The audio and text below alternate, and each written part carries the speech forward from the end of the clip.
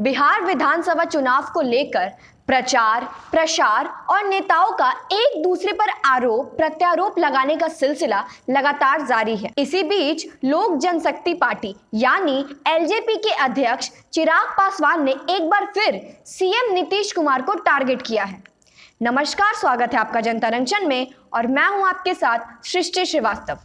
चिराग पासवान ने कहा कि नीतीश कुमार बिहार के इतिहास में सबसे भ्रष्ट मुख्यमंत्री है। आजकल वे पीएम के सामने हाथ जोड़कर मंच पर खड़े रहते हैं। सत्ता के लालच वे लालू जी से मिलने रांची जा सकते हैं, तेजस्वी से मिल सकते हैं। चिराग पासवान ने गुरुवार को एक प्रेस कॉन्फ्रेंस किया और उसी दौरान उन्होंने कहा कि नीतीश कुमार को 10 नवंबर को सीएम आवास खाली करना पड़ेगा। उन्होंने पटना स्थित पार्टी कार्यालय में कहा कि पहले 2 चरण के जिस तरीके से रुझान सामने आ रहे हैं और प्रत्याशियों और कार्यकर्ताओं में जो उत्साह देखने को मिल रहा है, उससे लगता है कि अधिकांश सीटों पर लोजपा की जीत तय है। उन्होंने कहा कि यह भी स्पष्ट है कि आने वाले 10 नवंबर को बीजेपी के नेतृत्व में भाजपा और लोजपा की सरकार बनेगी। चिराग ने लोगों से अपील भी की कि जो बिहारी है वो अगर चाहते हैं कि बीजेपी के नेतृत्व में सरकार बने तो वोट करें। उन्होंने एक सवाल के जवाब में यह भी कहा कि वे भी खुद को सीएम के चेहरे के रूप में नहीं देखते हैं। चिराग ने कहा कि बिहार में सीएम चेहरे के नाम का खुलासा सार्वजनिक मंच पर अभी नहीं किया जाएगा, लेकिन इतना जरूर कहूंगा कि मात्र 5 दिन बच गए हैं, इंतजार करें, इसके बाद सब साफ हो जाएगा। उन्होंने कहा कि मेरे राजनीति में आने का मकसद ही बिहार की अस्मिता की रक्षा करना है। चिराग ने हमला जारी करते हुए कहा कि नीतीश कुमार उन पर व्यक्तिगत हमला करते हैं। मैं उनसे लगातार पूछ रहा हूं कि पिछले 5 सालों में उन्होंने एक काम किया हो तो बताएं। उनके राज में भ्रष्टाचार बड़ा है, वे अभी सीमांचल में रुके हैं, वही बाढ़ की सबसे बड़ी समस्या है। चिराग ने आरोप लगाया कि नीतीश के राज में बिहार में भ्रष्टाचार सबसे अधिक बढ़ा है। उनके कार्यकाल में 1 साल ऐसा नहीं है जब बाढ़ नहीं आया हो। 7 निश्चय बिहार के इतिहास में सबसे बड़ा भ्रष्टाचार में से एक है।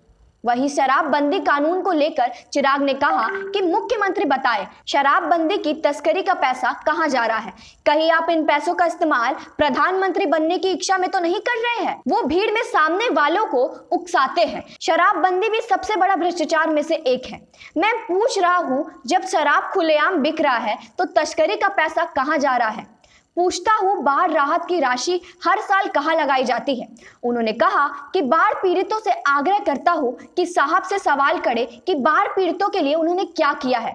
मंच के सामने जब सीएम का विरोध हो रहा है तो क्यों नहीं जनता को बुलाकर पूछते हैं? उल्टा सामने वालों को उकसाते हैं कि और फेंको और फेंको। चिराग ने नीतीश की सभा में प्याज फेंके जाने की घटना की निंदा की। उन्होंने कहा कि जनता का आक्रोश स्वाभाविक है, लेकिन इसे मतदान के माध्यम से दिखाना चाहिए। शारीरिक हमले का मैं पक्षधर नहीं हूं। चिराग ने कहा कि सीएम नीतीश कुमार को अपने 5 साल का हिसाब देना चाहिए। उनके पास बताने को कुछ नहीं है। उनकी वजह से बिहार में पलायन बढ़ा है। मधुबनी में मुख्यमंत्री नीतीश कुमार पर प्याज फेंके जाने की घटना को लेकर चिराग पासवान ने ज्यादा सहानुभूति नहीं दिखाई। लोजपा प्रमुख चिराग पासवान ने कहा कि नाराज लोगों को अपने पास बुलाने और उनकी परेशानियों को सुनने की बजाय नीतीश ने उन्हें उकसाने की कोशिश की। और फेंको कहते रहे। अब आगे ये देखना है कि कौन किसको और कितना टारगेट करता है। इसी के साथ देखते रहिए जनता रंजन। हमें यूट्यूब पे सब्सक्राइब करें, फेसबुक पे लाइक करें और ट्विटर पे फॉलो करें। और अगर आप चाहते हैं कि हम इसी तरह बेबाक अंदाज में पत्रकारिता करते रहे तो स्क्रीन पर दिख रही डिटेल्स पे डोनेशन दें। धन्यवाद।